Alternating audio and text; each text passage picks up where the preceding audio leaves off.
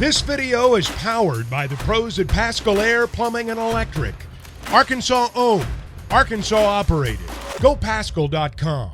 Tom Murphy now joins us here on the Morning Rush. Tom, good morning, buddy.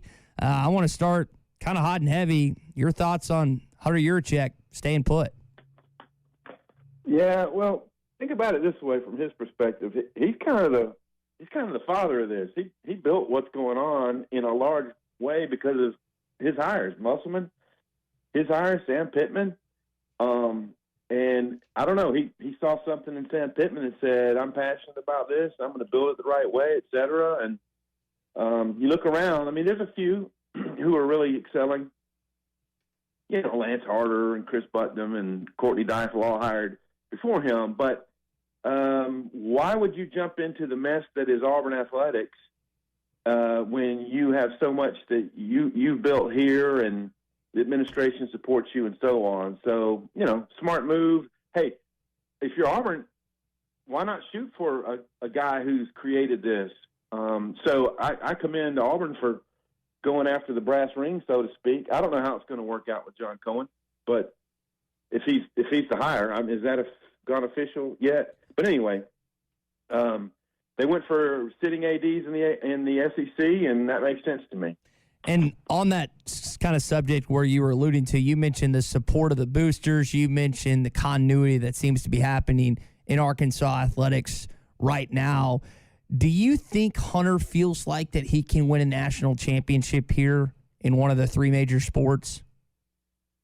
Well, I mean, why wouldn't he? Baseball's been on the brink twice in the last few years.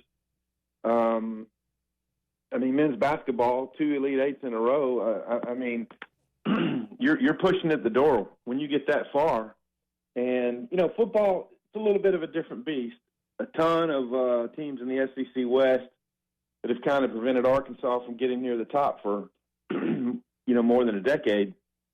But certainly, they're winning championships in a clip in the SEC that nobody's coming close to. I mean, Florida and Bama are well behind. So I don't see why Hunter Yurachek couldn't think that any of the top three big sports could win a title. Let's take a look at the football team. I guess the big news, we had a kind of a precursor, an idea of what was going to be said yesterday on Saturday following the game, but Dominic Johnson has injured that ACL again, and Tom, the rest of the season appears lost for Arkansas's running back. Yeah, you hate that because Dominic was such a positive story last year. You know, basically coming from almost out of nowhere, deep on the running back chart, moved to tight end one day in the spring and said, no, I'm going to show what I can do at running back, and found a way to supplant Traylon Smith, quite honestly, and had so many. I mean, he led the team in rush yards per carry, and just made it happen. And they're so deep at that position that, you know, at the moment, losing Dominic Johnson doesn't really change from what's been happening this year. So just hope that the kid can rehab it well and get back in the groove and see where he fits in with the running back core next year. But you do wish him all the best because he was just a bright spot for them last year. Yeah, and there was one play we were talking about. There's one place you could afford an injury of this magnitude. It would be a running back because of the way Rockets played, and I thought Coach was maybe even foreshadowing what he maybe is expecting for A.J. Green to close of the way he spoke on him yesterday. They trust those guys, plus you really have a running back at quarterback, and this is an area that you could afford to have a great player lost for the season. You never want to see it, but you know, it doesn't leave you in a lurch. No, it really doesn't. And, I mean, look, I think every Arkansas fan appreciates Dominic Johnson's play from last year. But, you know, he started out basically in rehab and wasn't fully ready to go until week 2, 3, 4. I can't remember exactly the week. But, I mean, they were carrying on fine without him. I mean, it's great to have depth at running back. You know, if you were to lose one more, then it would start to get a little bit iffy for you. But, you know, James Jointer got some work the other day, and we know what they think. I mean, Sam Pittman has said it time and again what he thinks of Rocket season, 1,040 yards already, what A.J. Green has done. And, he hasn't gotten loose quite as much as last year, but he's had his moments. And then Rashad Dubinion had the 2 touchdowns the other day. The direct snap was a brilliant little open week ad that, when you get down on the goal line, they've had some real struggles getting that last yard or two. And so when you can come up with a play like that opens the door, that's a big deal. And Dubinion's made the first guy miss so many times this year. He's got a bright future as well. We're talking with Tom Murphy, Arkansas Democrat-Gazette, Whole Hog Sports. Tom, speaking of the running backs, Rocket Sanders has been brilliant this season. He's got some competition up in Ann Arbor with Blake Corum, the kid. I think it's Shipley's younger brother that's out at Clemson. Also, I think it's Quinshawn Jenkins, who is playing for Ole Miss right now as a true freshman. That's been phenomenal. But could you see him being a finalist and a guy that could win the Doak Walker this year? If he keeps up his pace, but when I look week to week, all the dudes that are getting it done, the Illinois back, that Brett Bielema and Barry Lunny are leaning on. He's leading the country, but those guys get a healthy dose each week. And, I added this up yesterday. Rocket's last 2 games, he's only had like 15 and 16 carries against BYU and Auburn, and it's 350-something yards on those 31 carries. The total wound up 11.5 yards per carry over the last 2 games. And so that includes the breakaway touchdown he had at BYU and the 76-yarder he had at Auburn. But he's done a really good job of, understanding the scheme, knowing where the blocks are supposed to go, and just being patient and then bursting through the hole when he has a chance. And quite often, even linebackers, if they've got an arm around Rocket, he's not going to go down. You usually need to get 2 guys to him. And you have coach after coach that have said that about Rocket. And it's just one of those stories where if your program is going in the right direction and you get good athletes, they just seem to find a way. Like, let's make this guy a tailback. He's got all the traits, He's got a good burst. There's some elusiveness to him, and he's just a really hard worker. He's kind of like the Dominic Johnson, maybe times 2 of last year.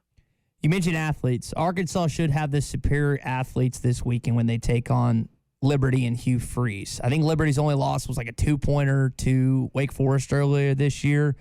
Tom, based on what you've seen, how good is this offense that Arkansas will be taking on with either Brewer or Bennett at the helm this weekend? Right. Well, they look really good. However, when the line came out, and the first line I saw was 14, I thought, wow, that's a little too big.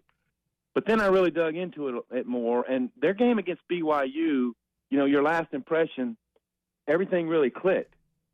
How committed was BYU to holding on to the rope? We don't know. I mean, Arkansas went out there and beat them pretty good, and Notre Dame beat them in a tight game the week before, and they just seem to be slipping. And they've lost to East Carolina since the loss to Liberty. So you do wonder about the quality, the effort of the opponent. But you look at their other scores. I mean, they had to rally late or hold on to beat Gardner-Webb by a point. They didn't just thrash somebody up in the Northeast. I can't remember, Temple or somebody like that. Old Dominion might be 38-24 that game. Yeah, and so and you look at their numbers. Their touchdown to interception ratio is not super impressive. The guy Bennett, he's a decent runner, but Caden Salter, the guy who's hurt, was a little bit better runner. And so I think the quarterback situation is going to be really intriguing, how they use guys in this game. Their wide receivers are a little bit banged up right now too. So I'm getting more of an understanding why the line was set where it was, but Arkansas has got to show up to win this game. It's not like, you roll it out there and, it's a lower level team. You got to show up, and Liberty's going to get some yards. Hugh Freeze, this game is very, very meaningful to Hugh Freeze, and they're going to get yardage in this game. And I tell you guys, week after week, my deal is just the defense getting off the field. They're going to give up a bunch of yardage. That's proven. But how do you get off the field? They didn't get any takeaways last week, but they had some third down stops, and Harsin wasn't really gambling very much in that game. They punted on a few fourth and shorts, and Arkansas did what it had to do. So I think get off the field a few times, maybe get a pick or two, and you got your recipe for a victory. Arkansas is the best team Liberty has played or will play. I mean, you make the case for Wake Forest. That was back in September, and they lost that game, their only loss. But, Tom, Arkansas is the best team on their schedule this year. I don't think it's, other than Wake Forest, it's not close. They play UConn, Virginia Tech, and New Mexico State. I think Arkansas is better than all three of those teams. And Wake Forest is the only one I think you can have a conversation about. That's why it's a 2-touchdown game. I mean, Arkansas is at home, and Liberty may have a number. We get too caught up in those ranking numbers. Well, they're ranked. Arkansas is not. Arkansas is the better team. I don't know that Liberty will be in the college football playoffs rankings when the committee releases that tonight. Yeah, that's a good point. They might not be based on strength of schedule and some things. And I think sometimes I'm a voter, and I'm looking at the last few teams on the poll, and quite often you're looking at a team like Arkansas that has 3 losses, or Texas, somebody like that, or a team from the G5 or independent ranks that has 1 loss. And so the fact that their only loss was 2 points to Wake, and they went for a 2-point conversion with 1:11 left in the game, and they didn't get it. And if they had gotten it and they held Wake Forest, they'd be undefeated, and there'd probably be some momentum and a higher ranking for these guys. But I do understand what you're saying. Wake is a good team. They're still ranked, and but I'm telling you, Hugh Freeze is going to have done some things in the open week that Barry Odom will have to adjust to defensively. Yeah. So it's going to be a nice cat and mouse game on that side of the ball. And then on Arkansas side of the ball, guys, I've been writing about this for a week or so. Their balance is incredible. Right now, their yards per game, rushing and passing, there's 1 yard difference. It's like 245.8 and 246.8.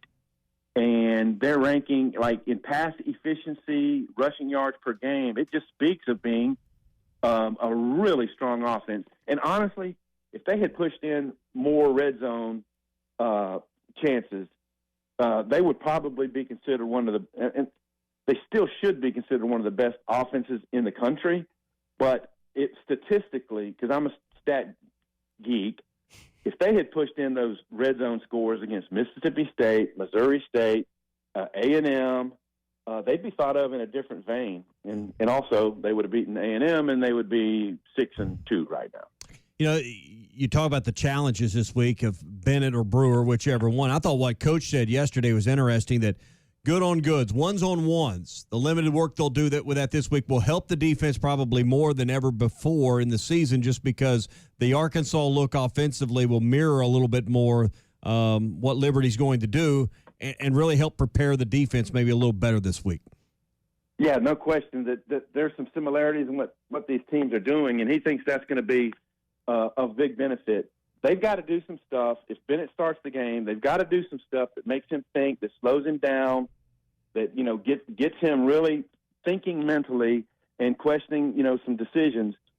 When he first went in, and maybe he wasn't super ready, but he went in right after Brewer was hurt in the opener against Southern Miss, and he threw 2 picks, and then Salter got his chance. I mean, when you look at their quarterback play, it's been really interesting how they've gone in and out of different guys, and now that Brewer's back, I don't know how long of a leash Hugh Freeze will have with Bennett, but he had a great game against BYU, and of course the running back Day was a big part of that. He rushed for 200-something yards, so that helped Bennett out. But I do believe that the good on good that Arkansas does is going to pay off for them in this game. Football is back, and BetOnline remains your #1 source for all your football betting needs this season. You'll find the latest odds, matchup info, player news, and game trends. And as your continued source for all sports wagering info, BetOnline features live betting, free contests, live scores, and giveaways all season long. Always the fastest and easiest way to bet on all your favorite sports and events like MLB, MMA, tennis, boxing, and even golf. Head to betonline.ag to join and receive your 100% welcome bonus with your first deposit. Make sure to use the promo code BELIEVE to receive your rewards. That's BLEAV. Bet online, where the game starts.